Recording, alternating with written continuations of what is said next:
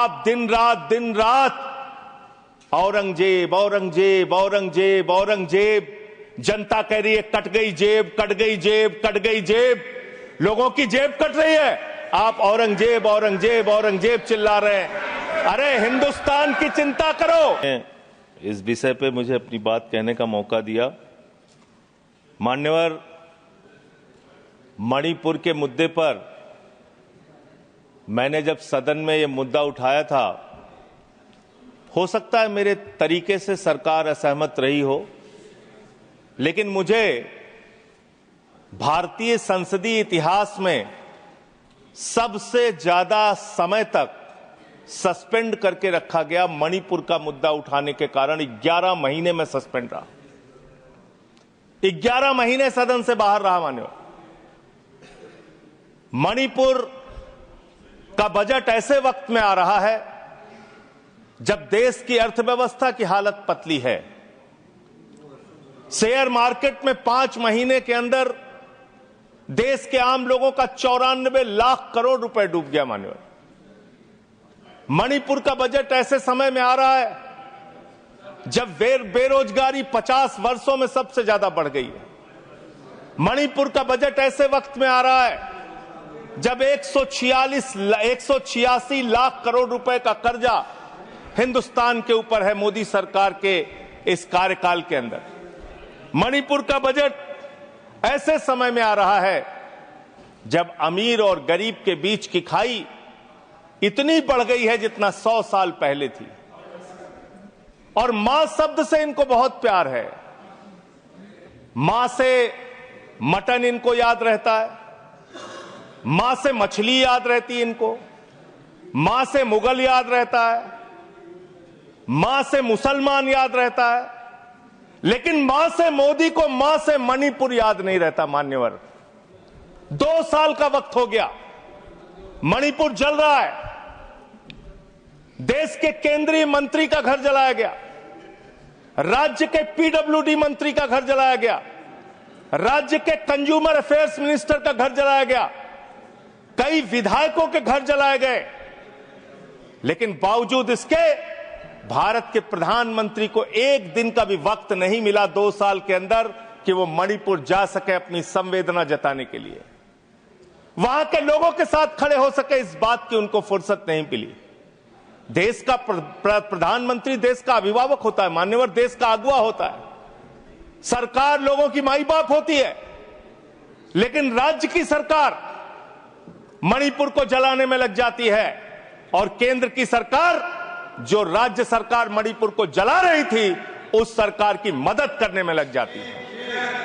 ऐसे में कैसे बचेगा मणिपुर? कैसे बचेगा मणिपुर? और ये बात मैं पूरी जिम्मेदारी से कह रहा हूं मान्यवर, यह देश राष्ट्रपिता महात्मा गांधी के आदर्शों पर चलेगा, यह देश गौतम बुद्ध के आदर्शों पर चलेगा, यह देश अहिंसा के आदर्शों पर चलेगा।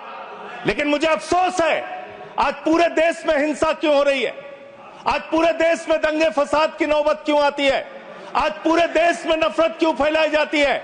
उसकी वजह है कि आपको गांधी से प्यार नहीं है, आप गोडसे को पूजने वाले लोग हो। इसीलिए देश के अंदर माहौल खराब हो रहा है। और ये बात मैं इसलिए कह रहा हूं कि दुनिया के 80 मुल्कों में साबरमती के संत राष्ट्रपिता महात्मा गांधी की मूर्तियां लगी हुई है। मान्यवर, दुनिया के 80 देशों में, लेकिन इसी संसद के प्रांगण में राष्ट्रपिता महात्मा गांधी की जो मूर्ति मुख्य स्थान पर लगी थी, उसको आपने कोने में कर दिया, क्योंकि आपको तो गोडसे की पूजा करनी है, आपको तो हिंसा फैलाना है देश में, आपको नफरत फैलाने का काम करना है। और जो ऑडियो की चर्चा टीएमसी की सांसद कर रही थी, शायद वो अपनी बात पूरी नहीं कर पाई। वो बहुत ही गंभीर ऑडियो है मान्यवर, उसकी जांच होनी चाहिए, और उसकी जांच में अगर सत्यता पाई जाती है तो उस चीफ मिनिस्टर के खिलाफ उसको गिरफ्तार करके उसकी कार्रवाई होनी चाहिए, क्योंकि वो बहुत ही गंभीर है। वायर नाम की एक न्यूज वेबसाइट है, उसने वो ऑडियो जारी किया जिसमें मुख्यमंत्री कह रहा है, मेरे पास देश के गृह मंत्री अमित शाह का फोन आया। अमित शाह कहते हैं, बीरेन सिंह, तुम बम मारता है, बीरेन सिंह तुम बम मारता है, चुपके से मारा करो। ये देश के गृह मंत्री और राज्य के मुख्यमंत्री के बीच की, देश के गृह मंत्री और राज्य के मुख्यमंत्री के बीच की चर्चा है। और ये ऑडियो सार्वजनिक होना चाहिए, इस ऑडियो की जांच होनी चाहिए, इस ऑडियो का पता लगना चाहिए कि वो जो मुख्यमंत्री बोल रहा था बीरेन सिंह, वो सच बोल रहा था या गलत बोल रहा था। पूरे देश को इसका पता लगना चाहिए। मान्यवर उस ऑडियो की जांच होनी चाहिए। मान्यवर, आप बजट की बात कर रहे हैं, मणिपुर के लिए आपने क्या किया?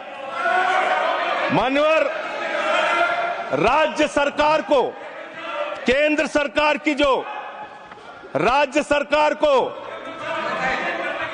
मैं माननीय सदस्य, आपने जो कुछ भी कहा है उसे ऑथेंटिकेट करिएगा।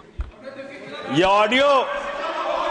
ऑडियो सार्वजनिक है सर, ये ऑडियो सार्वजनिक है, इसको दिखा देंगे।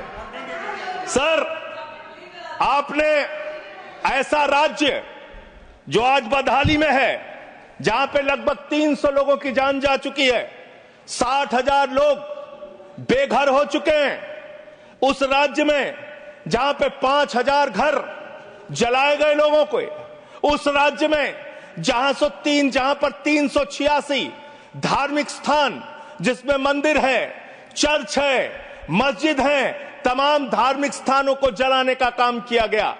आज उस राज्य को मदद देने की बात आती है, जब जो राज्य बाढ़ से प्रभावित रहा, जहां 18,000 लोग बाढ़ से प्रभावित हुए, 24,000 घर बाढ़ में बुरी तरीके से तहस नहस हो गए, 1.88 लाख लोग उस पूरे बाढ़ में उसकी चपेट में आए। मान्यवर, ऐसे राज्य को जब मदद देने की बात आती है तो मुझे बहुत अफसोस के साथ कहना पड़ता है, आपने बजट में जो बढ़ोतरी की है, 34,899 करोड़ का बजट 2024-25 में था, और उस बजट को रिवाइज किया आपने, बजट को कर दिया 32,656 करोड़ रुपए। और फिर उसी बजट को जब आप 25-26 में लेके आ रहे हैं तो मात्र 5.5% आपने बढ़ाया और उसको करके 35,103 करोड़ रुपए का बजट आपने किया। ये आपके मणिपुर के प्रति आपकी धारणा है, आपकी योजना है। आपने सेंट्रल केंद्र सरकार के द्वारा जो स्कीम चलाई जाती है, उसमें आपने मणिपुर के साथ कितना भेदभाव किया है, उसकी एक तस्वीर आपके सामने रखूंगा। प्रधानमंत्री आवास योजना में 72% पैसा आपने कटौती किया, आयुष्मान भारत योजना में 78% पैसा आपने कटौती किया, ओबीसी स्कॉलरशिप में 58% पैसा आपने कटौती किया, राष्ट्रीय ग्राम स्वराज अभियान में 42% पैसा आपने कटौती किया, प्रधानमंत्री गरीब कल्याण अन्न योजना में 60% पैसा आपने कटौती किया, राष्ट्रीय कृषि विकास योजना में 20% पैसा आपने कटौती किया, बेटी बचाओ बेटी पढ़ाओ अभियान में उस राज्य के अंदर जहां पे महिलाओं के साथ रेप की घटनाएं हुई, बलात्कार की घटनाएं हुई, उस राज्य के अंदर जहां एक कारगिल योद्धा की पत्नी को निवस्त करके घुमाया गया, उस राज्य में बेटी बचाओ बेटी पढ़ाओ के नाम पे आपने 49% बजट में कटौती करने का काम किया। वहां पर आंगनबाड़ी सेंटर्स में 93% बजट में कटौती करने का काम किया। आपने शेल्टर जो वहां पे बनाने थे लोगों के लिए, उसमें 73% बजट में कटौती किया। शक्ति सदन सामर्थ्य योजना में 60% आपने बजट में कटौती किया। साक्षी निवास सामर्थ्य योजना में 81% बजट में कटौती किया। ये आपकी सेंट्रल स्कीम है जो आपने राज्य सरकार के साथ भेदभाव किया और वहां पे कटौती करने का काम किया। क्यों ऐसा कर रहे हो आप? आपने मणिपुर को 2 साल तक जलाया। आप देश भर में नफरत फैलाने का काम करते हैं। आपका ध्यान देश की अर्थव्यवस्था पे नहीं, देश की बेरोजगारी पे नहीं, किसानों पे नहीं, महंगाई पर नहीं। आप दिन रात औरंगजेब औरंगजेब औरंगजेब औरंगजेब, जनता कह रही है कट गई जेब, कट गई जेब, कट गई जेब। लोगों की जेब कट रही है, आप औरंगजेब औरंगजेब औरंगजेब चिल्ला रहे हैं। अरे हिंदुस्तान की चिंता करो, हिंदुस्तान की चिंता करो, राष्ट्रपिता महात्मा गांधी की चिंता करो। गोडसे के रास्ते पर मत चलो, गोडसे के रास्ते से ये देश आगे नहीं बढ़ेगा, गांधी के आदर्शों पर ये देश आगे बढ़ेगा। आपको तो गांधी की मूर्ति से भी परहेज है, आपने उसको भी हटाने का काम किया। मान्यवर, मैं आप लोगों, आपके माध्यम से इस सरकार से पूछना चाहता हूं कि जो मणिपुर में 60,000 लोग आज बेघर हुए हैं, क्या इस बजट में उनका घर बनाने की आपके पास कोई योजना नहीं होनी चाहिए? आज जो मणिपुर के अंदर लोगों के घर जलाए गए हैं, क्या उनका घर बनाने की योजना आपके पास नहीं होनी चाहिए? आपने बजट में कोई प्रावधान उनके लिए नहीं रखा, आपने कोई चिंता मणिपुर के लोगों के लिए नहीं की। दो समुदायों के बीच में अगर झगड़ा हो रहा था तो राज्य के मुख्यमंत्री को, देश के प्रधानमंत्री को उनके बीच सामंजस्य पैदा हो, उनके बीच एकता भाईचारा पैदा हो, इसलिए उस राज्य में शांति की स्थापना के लिए काम करना था, लेकिन आपने वो काम नहीं किया। 2 साल तक सारा विपक्ष चिल्लाता रहा, मणिपुर के मुख्यमंत्री को हटाओ, मणिपुर के मुख्यमंत्री को हटाओ, लेकिन आपने मणिपुर के मुख्यमंत्री को नहीं हटाया। आप राष्ट्रपति शासन तब लगा रहे हैं जब वो ऑडियो बाहर आता है, जब उस ऑडियो का संज्ञान लिया जाता है, जब ये चर्चा होने लगती है कि अगर इस ऑडियो की असलियत खुल गई तो न सिर्फ राज्य सरकार के मुख्यमंत्री की बल्कि केंद्र के बड़े बड़े नेताओं की भी कलई देश के सामने खुल जाएगी। इसलिए मान्यवर, मैं आपके माध्यम से इतना ही इस सरकार से कहना चाहता हूं कि आप कृपा करके इस देश का माहौल खराब करने की कोशिश मत कीजिए, मणिपुर की चिंता कीजिए, मणिपुर में कैसे लोकतंत्र की बहाली हो इस बात की चिंता कीजिए। आपने राष्ट्रपति शासन लगा दिया, यह बहुत दुर्भाग्यपूर्ण है मान्यवर कि मणिपुर का बजट पार्लियामेंट में चर्चा हो रही है, मणिपुर का बजट मणिपुर की विधानसभा में चर्चा होती, मणिपुर के बजट के बारे में योजनाएं मणिपुर की विधानसभा में चर्चा की जाती, लेकिन यह दुर्भाग्यपूर्ण है कि मणिपुर का बजट देश की संसद में हम सब लोगों को चर्चा करनी पड़ रही है। वहां लोकतंत्र की स्थापना के लिए पहल कीजिए, वहां शांति की बहाली के लिए पहल कीजिए, क्योंकि लोकतंत्र अगर खत्म होता है, लोकतंत्र का अगर गला घोटा जाता है मान्यवर, तो तानाशाही आती है, और तानाशाही किसी भी दृष्टि से किसी भी देश के लिए अच्छी नहीं है। अगर तानाशाही आती है तो वहां दंगे होते हैं, फसाद होते हैं, नफरत होती है, दो समुदायों के बीच में झगड़ा होता है, तो लोकतंत्र की बहाली मणिपुर में कैसे होगी? मणिपुर को कैसे अधिक से अधिक आर्थिक सहयोग आपकी तरफ से दिया जा सकता है, इसके बारे में सरकार को चिंता करनी चाहिए। और प्रधानमंत्री जी फिर मां से मॉरिशस में हैं, मां से मणिपुर कब जाएंगे, इस बात का इंतजार देश की जनता को है कि अब आपको कोई वीजा नहीं चाहिए मणिपुर जाने के लिए। आप अमेरिका चले जाते हैं, लंदन चले जाते हैं, आप पूरी दुनिया घूम लेते हैं, आप कतर हो आते हैं, आप दुबई हो आते हैं, कतर के शेखों को गले भी लगाते हैं, जैसे कुंभ के मेले में बिछड़े हुए भाई हैं, इस तरीके से कतर के शेखों को आप गले लगाते हैं। ऐसे ही गले आप मणिपुर के भाइयों को भी लगाइए, मणिपुर के लोगों को भी लगाइए, उनको भी अपना सहारा दीजिए। आप देश के प्रधानमंत्री हैं, देश के अभिभावक हैं, और इस सरकार से मैं अंत में फिर से यही कहूंगा आपके माध्यम से कि मणिपुर की चिंता करो और देश में माहौल खराब करने के काम बंद कर दो। नफरत फैलाने से देश आगे नहीं बढ़ेगा। मोहब्बत की बुनियाद पर हिंदुस्तान आगे बढ़ेगा, नफरत की बुनियाद पर हिंदुस्तान आगे नहीं बढ़ेगा। बहुत बहुत धन्यवाद माननीय। Thank you. Mister Gola Babu Rao.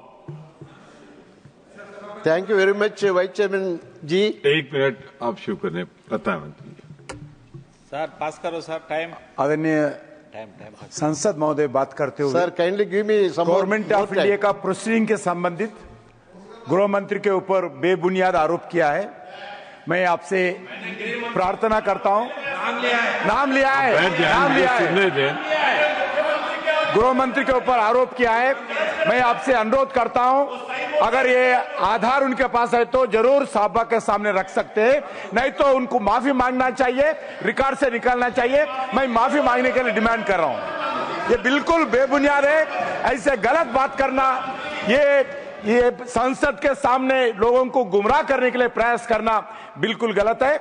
मैं आपसे अनुरोध करता हूं, वो रिकॉर्ड जो भी है सबके सामने रखो, नहीं तो सारी इस देश के जनता के सामने माफी मांगने का डिमांड करता हूं।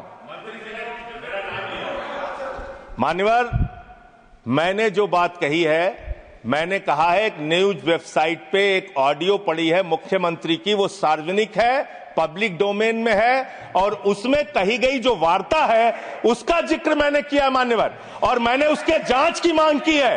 वो ऑडियो सही है कि गलत है उसकी जांच कराई जाए मान्यवर, और अगर वो ऑडियो सही है तो ये बहुत गंभीर है, उस पर कार्रवाई होनी चाहिए। मैंने सीधे आरोप किसी के ऊपर नहीं लगाया। मैंने अब बैठ जाए। अच्छा नहीं लगता, अच्छा नहीं लगता। सर मैं आग्रह करूंगा, माननीय मंत्री जी अपना स्थान ग्रहण करें। माननीय मंत्री जी स्थान ग्रहण करें। मिस्टर संजय सिंह, आप अपना स्थान ग्रहण करें। आपको जो कहना था कह। आप अगर संदर्भ लें माननीय मंत्री जी, तो मैंने यहां से निर्देश दिया है कि ऑथेंटिकेट करें, और अगर नहीं करेंगे तो नियम स्पष्ट है, उस पर कार्रवाई होगी। तो मैं आपसे एक ही आग्रह करूंगा कि चूंकि ये निर्देश जा चुका है, आपने पुनः कहा है, तो मैं वही निर्देश पुनः दोहराता हूं। मिस्टर